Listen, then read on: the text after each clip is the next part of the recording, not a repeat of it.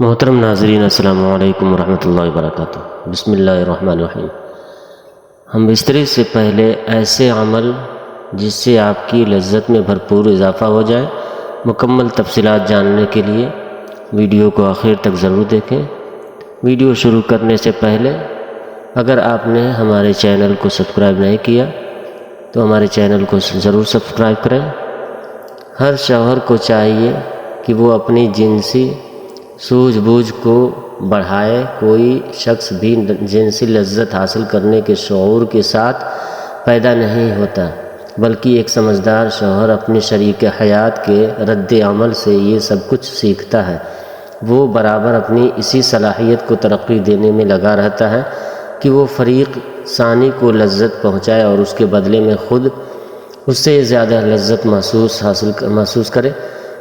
مباشرت سے پہلے بستر پر ایک موٹا کپڑا بچھا لیا جائے تاکہ باہر نکلنے والی فالتو منی بستر کو خراب نہ کر دے۔ اسی طرح مباشرت کے بعد شرمگاہوں کی صفائی کے لیے پہلے سے قریب ایک صاف کپڑا بھی رکھ لیں۔ باقاعدہ مباشرت سے پہلے میاں بیوی کا چند منٹ کے لیے ایک دوسرے کے جسم سے کھیلنا دونوں میں محبت پیدا کرتا ہے۔ پہلے دونوں کپڑوں سمیت اپنے جسم کو ایک دوسرے کے ساتھ مس لیں اور کچھ دیر بعد ایک دوسرے کے جنسی اعضاء کو ہاتھ سے ٹٹولیں اور مسل کر اسے لذت دیں اور خود بھی لطف اندوز ہوں اور اپنی بیوی کو بھی لطف اندوز کریں۔ لباس اتارنے سے پہلے چند منٹ کا یہ کھیل نہ صرف حصول لذت کا ایک اچھا ذریعہ ہے بلکہ اس سے بیوی کو مباشرت کے لیے مکمل طور پر تیار ہونے میں بھرپور مدد ملتی ہے۔ تاہم اگر مرد صورت انزال کا شکار ہو تو اس سے اس دوران خاص احتیاط کی ضرورت ہوتی ہے۔ میاں بیوی کا جنسی تعلق کوئی گناہ نہیں بلکہ صدقہ ہے۔ بیوی سے محبت کیسے کریں؟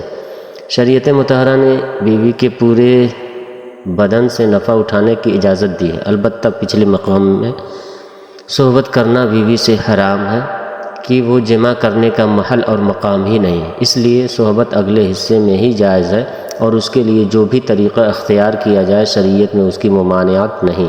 البتہ اشارتاً دو طریقے بہت معلوم ہوتے ہیں، بہت مشہور ہیں۔ پہلا طریقہ جو ہر جاندار میں فطری طریقہ ہے کہ مرد اوپر رہے اور عورت نیچے، اس میں جانبین سے لذت کا حصول زیادہ ہے۔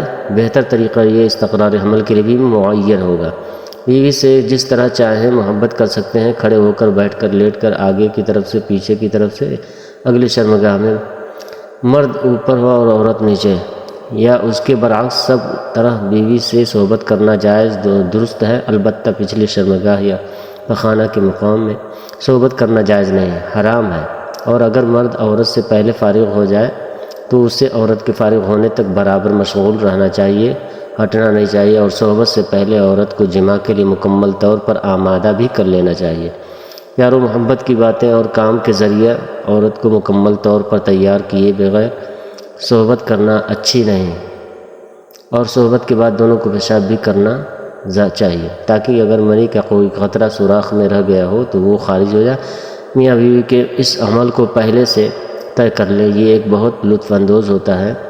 بیڈ روم کو رومانٹک بنانے کے لیے اپنے کمرے میں مدھم لائٹ رکھیں، کیونکہ مدھم لائٹ میں عورت کا جسم خوبصورت اور پرکشش دکھائی دیتا ہے۔ اسی طرح کمرے میں اپنے پسند کی خوشبو بھی لگا لیں۔ بستری سے پہلے میاں بیوی دونوں اپنے شرمگاہوں کو ٹھنڈے پانی سے دھو لیں، یہ مرد کی ٹائمنگ میں اضافہ کرتا ہے اور عورت کی شرمگاہ اس قدر تنگ ہو جاتی ہے کہ جسے ہم بستری کرنے میں بہت ہی زیادہ لطف محسوس ہوتا ہے۔ کشادہ بستر کا انتظام کر لیں اور بستر نہ بہت زیادہ نرم ہو اور نہ ہی بہت زیادہ سخت ہو۔ بستری کے لیے میاں بیوی کے پاس وقت کھلا ہونا چاہیے۔ جنسی ماہرین کے مطابق کم از کم 1 گھنٹہ وقت ضرور ہونا چاہیے تاکہ مرد کے ساتھ ساتھ عورت کی بھی فراغت ہو سکے۔ میاں بیوی ایک دوسرے کے لباس اتاریں، اس طرح کرنے سے ایک دوسرے کے دل میں صحبت پیدا ہو جاتی ہے۔ شوہر کے لیے بیوی کی شرمگاہ چھونے اور دیکھنے میں کوئی حرج نہیں ہے، لیکن اسے چومنا بے حیائی ہے۔ اسی طرح بیوی کے لیے مرد کی شرمگاہ کو چھونے اور دیکھنے میں کوئی حرج نہیں ہے، مگر اسے چومنا بے حیائی ہے۔ اور اسلام کی پاکیزہ تعلیمات کے خلاف ہے۔ میاں بیوی میں خدا کی طرف سے بھی محبت پیدا ہو جاتی ہے۔ میاں بیوی کا رشتہ ایک ایسا احساس ہے جس میں محبت ہی محبت نظر آتی ہے۔ بعض اوقات کچھ لڑکا لڑکی کی شادی پسند سے نہیں کی جاتی، لیکن وقت گزرنے کے ساتھ ساتھ ان میں ایک دوسرے کی اتنی محبت پیدا ہو جاتی ہے کہ وہ ایک دوسرے کے بغیر نہیں رہ سکتے۔ شوہر جب بیوی سے ہم بستری کا ارادہ کرے تو ہم بستری کی دعا پڑھے کہ جس کا ترجمہ میں کہ میں اللہ کا نام لے کر یہ کام کرتا ہوں، اے اللہ تو اس میں شیطان سے بچا، اور جو اولاد تو ہم کو دے اس سے بھی شیطان کو دور رکھ۔ اس دعا کے پڑھ لینے کے بعد اس وقت کی ہم بستری سے جو اولاد پیدا ہوگی شیطان اسے کبھی ضرر نہیں پہنچا سکے گا۔ اس کو ضرور پڑھنا چاہیے، کیونکہ ہم بستری کے وقت اللہ کا نام نہ لینے سے شیطان کا نطفہ بھی مرد کے نطفہ کے ساتھ اندر چلا جاتا ہے۔ صبح کے وقت قربت کے فوائد۔ جو مرد صبح کے وقت اپنی بیوی کے ساتھ مباشرت کرتے ہیں وہ لوگ کبھی بھی مردانہ کمزوری کا شکار نہیں ہوتے ہیں، اور ان کی مردانہ کمزوری طاقت دن بدن بڑھتی رہتی ہے، کیونکہ اس وقت ان کے جسم میں بے پناہ جنسی طاقت موجود ہوتی ہے۔ اس وقت جنسی کمزوری کا شکار افراد بھی بہتر انداز میں قربت کر سکتے ہیں، کیونکہ